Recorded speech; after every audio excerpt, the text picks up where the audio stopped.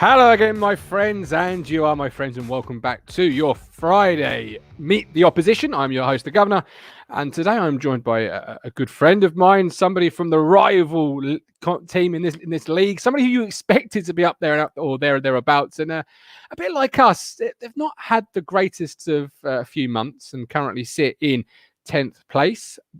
Last 5 games and 1 draw, 4 defeats. But we'll let him tell you a little bit more about their statistical approach and obviously a new manager as well in Danny Cowley. That is, of course, Freddie from Portsmouth. We spoke in the summer and here we are in the spring. Both clubs on the outside looking in. Freddie, welcome in. How you doing? I'm doing very well. How are you? Yeah, very strange season for both of us at the moment. We'll go into that a little bit more. Yeah. From a town perspective, I've blinked and you've gone from being a team that we were looking up at to a team that we're looking down at. How did that happen?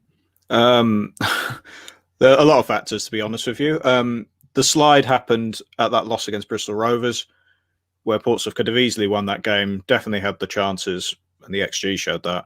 Definitely had the chances to win the game, but 3 individual errors meant we lost 3-1. And then ever since then, it's been a slide. Since that game, we've only won 1 win in 9 games in all competitions. The style of play got even worse somehow. The confidence of the players dropped off a cliff. There were seemingly individual errors in defence every single game. The strikers and the attacking midfielders couldn't take their chances, or whatever few chances they actually got. That was the big thing. And yeah, it all fell to pieces. And the Papa John's Trophy final was the final straw for the board. They sacked Kenny Jackett after that. I was completely surprised because they'd shown way too much faith in that management structure, in my opinion. But yeah, all change at Portsmouth at the moment after a run that basically took Portsmouth from top of the table to guaranteed playoffs to maybe no playoffs at all.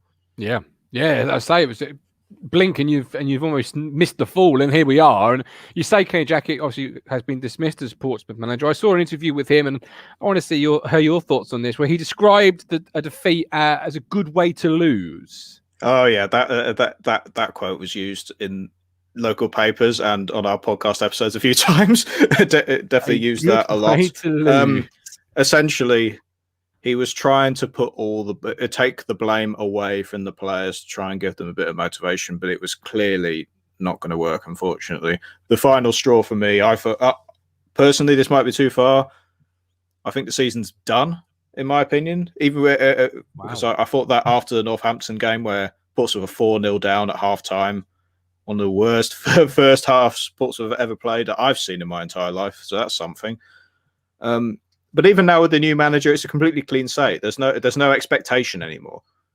The expectations at the beginning of the season, automatic promotion, playoffs at minimum, that's all gone because of the form that Portsmouth are in, and a lot of fans aren't surprised about that. So we'll see. For 13 games left, it looks like the Cowleys might be in charge, and we'll just see what happens. I have no expectations from now until the end of the season, so I might actually get to enjoy watching my team again for a bit. I wonder if that's a bit of a pessimistic view. Because if I asked you about Gillingham or Fleetwood, would you say they're both in the running? Potentially. Let's look at the table. Because they're where we are, and I say we as in Portsmouth and Ipswich. But Gillingham are playing a lot better. Gillingham are playing a lot better recently, and they've got Verde and Oliver scoring. Fleetwood have gone on a good run, but then earlier in the season they were on a major dip. I think the problem is the confidence of the Portsmouth players is so low that it will take a lot to get this team back in the playoffs again. And statistically, it's shown that as well. The average expected goals has gone down by a significant margin. Yeah. And they're not creating the scoring chances that they used to. They're not playing like the team that they were in November and January, and the team that played Ipswich in the Cup earlier in the season. They're not playing like them either. No.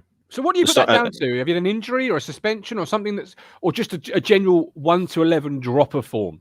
A 1 to 11 drop of form. There were no injuries. We're getting the injuries now, actually. I think the only injury of note, there was only 2 injuries, major injuries. Michael Jacobs at left wing, but we'll also have other options at left wing. Ronan Curtis, Harness can play on that side. Williams can play on that side. So that's not as big of an injury as many would think, even though he's a very good player. Callum Johnson at right back got injured, one of our best defenders. So that was the one major injury that we had. Probably our signing of the summer, really. But it can't all be down to one injury for me. No. So one thing that I noticed was in February, the CEO Mark Catlin did an interview with the News Portsmouth, and he said he was talking about next season and how because of COVID and the amount of money that Portsmouth have lost, like so many other football league sides, due to the fact that there hasn't been any fans in the stadium, that wages will need to be cut. And he said it will be around 30 to 40% because Portsmouth since the summer have lost an average. This figure I'm going to tell you is reported in the summer, so it might have fluctuated one way or another. They were losing about £700,000 a month due to COVID. And you would expect other football league teams to be losing somewhere of that amount. It's not ridiculous. I mean, I'm looking at some other clubs' finances because I'm a bit geeky, and Sheffield Wednesday are losing £500,000 a week because of their huge, I saw that. Yeah, because of their squad and because of the ridiculous wages they're paying. So it's a manageable amount. It's a manageable loss in the long term, I think. And obviously, it's not down to anything that the club are doing. But to say that has not had an effect on the players is a lie. I think it really, really has had an effect on the players because obviously, but also have 11 players out of contract, including our top goalkeeper Craig McGilvery, our best centre half Jack Watmore, our captain Tom Naylor, and other core players in the squad as well. Wow! So to tell a lot like us then. Yeah, so to tell them that potentially, regardless of what form they have, that their wages might be cut, you can only be professional so far. I mean, if in our jobs, if you were told, oh, no matter how good you are, you're going to get a 30% pay cut, you would be thinking about alternatives. Or you'd be thinking about alternative jobs, wouldn't you? Your mind's elsewhere, definitely. Yeah. So are you saying? Because fans often ask. Sorry to cut a question, but fans often ask about transparency. We want more transparency from our football clubs. So do you actually think, in this case, the transparency attempt from your CEO has actually backfired a little bit on your squad? I think it has. Unfortunately, it was the right thing to say. It was something that was lingering in the background anyway, because previously Portsmouth have always had a problem with contracts. They genuinely believe they don't like to discuss contracts in January, mainly because they don't want to cause a rift in the dressing room with certain players getting contracts and others not. Mm-hmm. It's backfired on them before. We've lost, even in League Two, we lost Ender Stevens because of that, who's now at Sheffield United. Lost Christian Burgess because of that last season. We lost key players, and then last season they reneged on that to give Ronan Curtis a new deal. So, but I think in terms of the financial situation at the moment, I don't think they had anywhere to go. So it was so add that factor to a change in the style of football. They weren't playing the aggressive pressing 4-4-2 that they were earlier. They went more like last season's Portsmouth, very direct, very structured, very defensive. And as soon as the defensive errors came in, that was it. There was no tactical nous to change the form, in my opinion. Plus all the other factors that dropped the confidence of the players. It was a perfect storm, really. And onto the sorry, go on. No, go on. You also had a lot of football league pundits just saying how surprised they were that this was happening, which I found quite funny because Portsmouth fans. Yes, I backed Kenny Jackett earlier in the season basically from the turnaround of form to the new formation. But as soon as it flipped, it was obvious that style of football wasn't going to come back, arguably because of the amount of games that were being played. Maybe he thought he wasn't using his substitutions properly, and the squad depth wasn't being utilised as well as it could have done to maintain that high pressing style of football throughout the rest of the season. And we had a lot of neutral reporters saying, oh, if they sat Kenny Jackett now, it's idiotic. But then we had two TV games, Sunderland at Fratton Park and the EFL Trophy game, and they both showed that how bad it actually was. Really? And it was bad. Because I think you had George Ellick saying there was no way of defending the sacking after that, even though at the beginning of the season he said that Portsmouth fans were harsh to basically want him out the door after the playoff semi-final defeat against Oxford United. So we're two big clubs have come through a bad run of form, managerial changes. Danny Cowley, we expect to be in place by the time this goes out on Friday.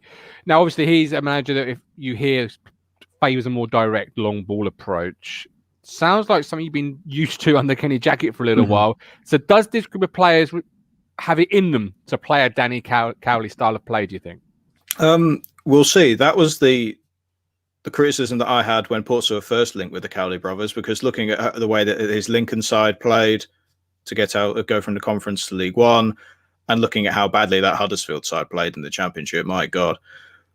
But I'll tell you some things. I think in Neil Allen in the Portsmouth News, he reported today that the Cowleys are going to take a contract till the end of the season.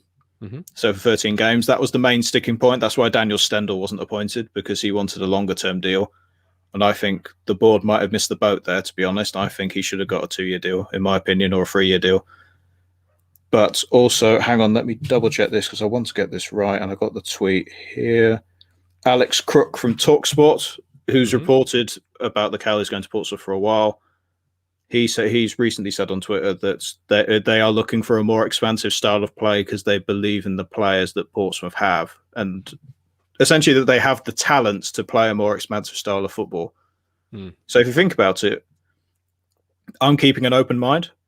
Yeah, because for me, if they've got a contract at the end of the season, I've got no expectations Portsmouth will go up now.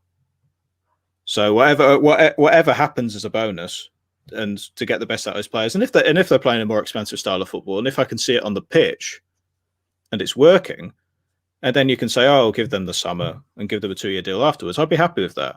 And they've already said about how some of the changes that they would want to make in terms of more of a focus on sports science, a better scouting network, more a greater link between the academy and the first team, which Portsmouth haven't had in a while because we don't have a development squad because of the financial ramifications of that. These are all positive signs, but still the style of football thing is in the back of my head. But I'm not going to be one of those people who dismisses the manager from day one. That's not going to happen. I'm going to back him, because if there's a short video on YouTube. If you type in the coach's voice, Danny Cowley, Lincoln City, you'll find it. It's like a 1.5-minute clip of him talking about how he reinvigorated the fans at Lincoln to believe in their club again.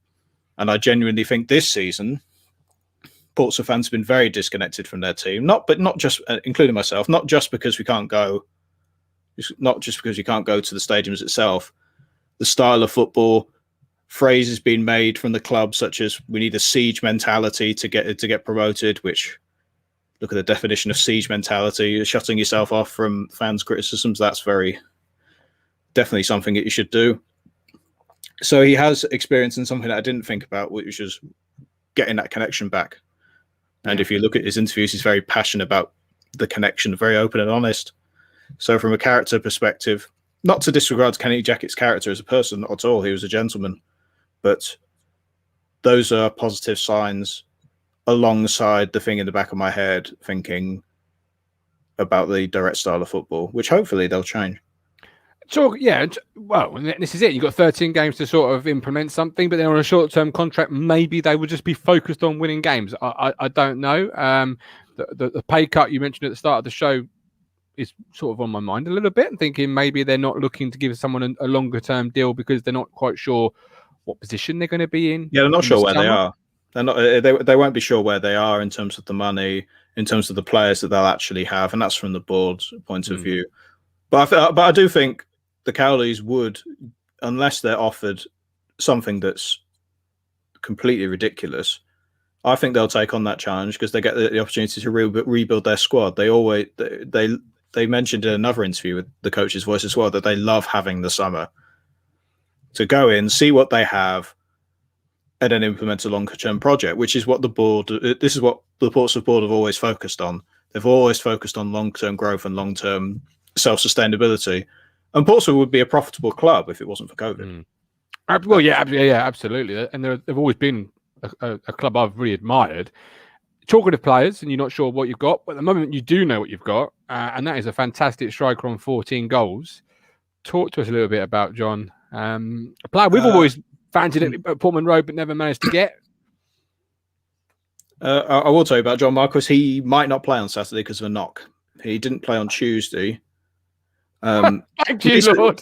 I'll tell you something, though, in case he's playing. His recent form hasn't been good, mainly because the service to him has been woeful, nothing short of woeful.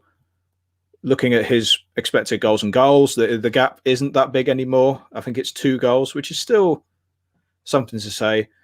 But I think the problem with John Marquis recently is when I have seen him, he loses his head after about 20 minutes. And with not in terms of tackling people and being aggressive off the pitch, but recently with the low confidence of the players, he loses his head simply because he's not given the scoring chances that he's used to. So when he gets them, he's essentially just not thinking about them in the way he should. And you see this with strikers all the time.